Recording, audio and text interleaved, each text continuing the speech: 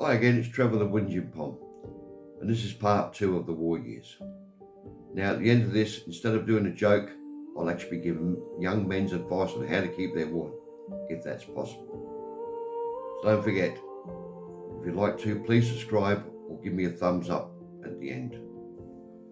At the beginning of the war, everyone used to go down to the air raid shelters, whether it be in the underground or in their backyards.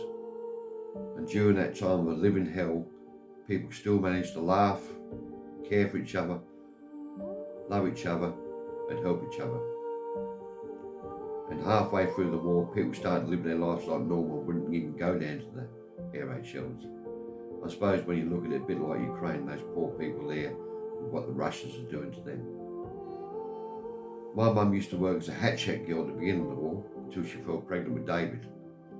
And my granddad, he worked in the Air Force and was stationed in Scotland. Anyway, mum and nan used to spend a lot of time together, and they both liked the old alcohol bit. So one night they went out when mum was actually pregnant with David, mind you. Wouldn't have delay with it. Anyway, they're staggering home, and mum started feeling sick. And at the same time, the air raid sirens went off. So they got under this doorway, mum bent over and started throwing up and then patted on the back. Next minute, a bomb went off nearby. And when they stood up, the shrapnel had actually gone through the top of the door where their heads were. So how lucky were we? She wouldn't have had David, Chris, or me. Anyway, at the end of the war, mum decided she wanted to learn how to ride a motorbike. Now, my dad used to love motorbikes. Loved them. Loved them to death. Anyway, he ended up saying yes, and then went up and filled across the back.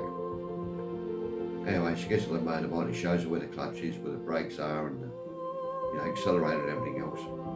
Shows her how to accelerate. So off she goes. She's doing about 10 miles an hour. Next minute, she puts, for some reason, I don't know why, grabs hold of the accelerator, full blast.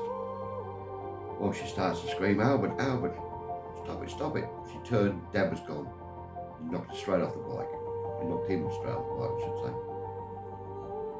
Now, you can't see it behind me. There's a picture of actually my aunt Dolly's wedding during the Second World War. She married an Air Force mechanic or something like that.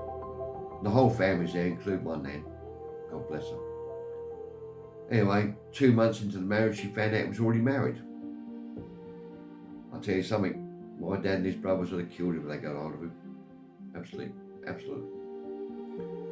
Now also, during the war, when a fighter plane got shot down or a bomber, they would parachute.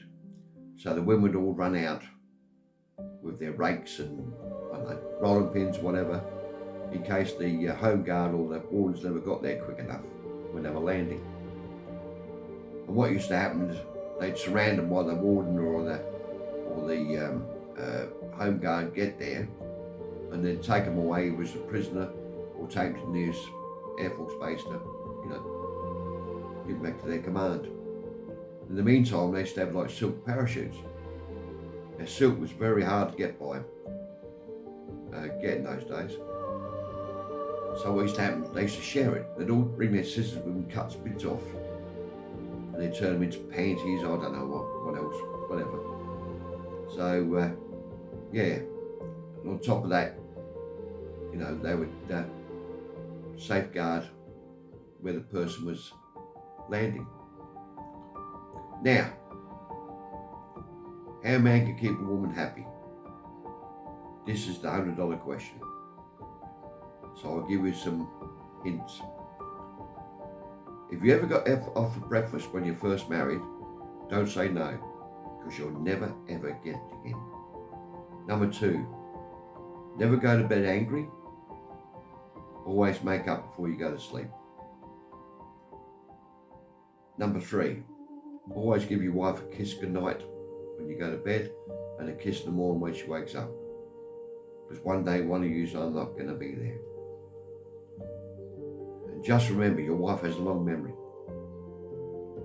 Now, you could be in the middle of an argument and you could be married for 35 years and she'll turn around and say, do you remember 20 years ago when you did this? You say, what the hell? I can't remember what I'd done yesterday. Number 5, as a woman gets older, they tend to worry about their looks. I don't know why, because men don't. And what you should say is, I look at you today as I looked at you 35 years ago, as that beautiful woman I married, and actually mean it.